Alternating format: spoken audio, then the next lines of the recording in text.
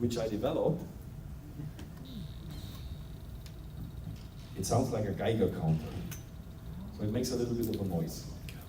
The problem of electromagnetic smog, let's say it another way.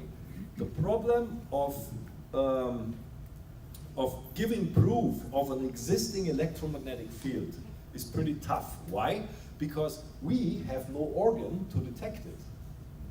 So if you are close to an electromagnetic source, you will not feel subjectively if there is an exposure or not, because you don't have an organ to detect it. So you don't feel the radiation. However, this little gadget feels it.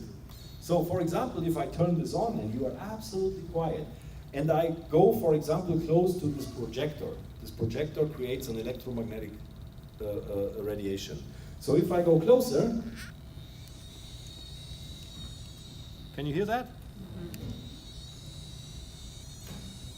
So this is around this projector. How about the cell phone? Pretty nasty. Cell phone? Cell phone. Give me a cell phone. iPhone 7, please. No? Okay,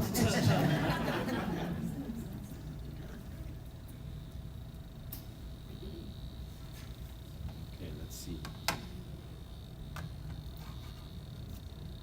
I got one. Let's do it like this. Put this here. Yeah, it's constantly emitting. There's nobody calling, not at all, you know. Interestingly, if I would move it, it's getting a little bit more nervous and it's increasing. You know why? The job number one of a mobile phone is staying connected to the provider. Otherwise, it cannot make money. Right? If you turn it to flight mode, it doesn't do anything to you. You can still play, but you cannot communicate with it anymore. So, even if nobody calls, and even if you do not do any action, the mobile phone or the iPad or the computer sends constantly radiation because it tries to stay connected to the provider. So who is using the mobile phone as an alarm clock? Be honest. Okay. You can do this without any health-threatening effects if you do what? Airplane mode. If you put it on flight mode.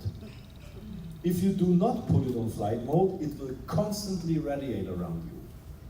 And I promise you, and you can take this for granted, if you use your mobile phone as an alarm clock, and if you did not put it on flight mode yet, and if you start doing this tonight before you go to bed, I promise you, you will have a much better quality of sleep, and you will feel this right away.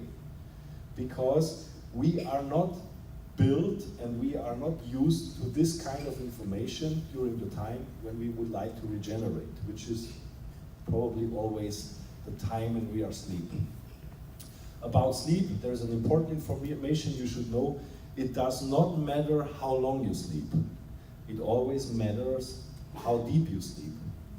The so-called REM phase is a very crucial factor when it comes to deep, relaxing, and regenerating sleep. And usually, if you have a very, very deep sleep with a long REM phase, 4 hours can be enough, and you're totally fit when you wake up. If you never reach this level of sleep, you can sleep 9 hours, and you will wake up and you will feel like a truck was rolling over you. Yeah? So this is very important. So a very, very simple trick and hint for you is, if you sleep better, your body regenerates better. So make sure that you sleep in an environment which is as natural as possible. And that means take away all this electromagnetic influence.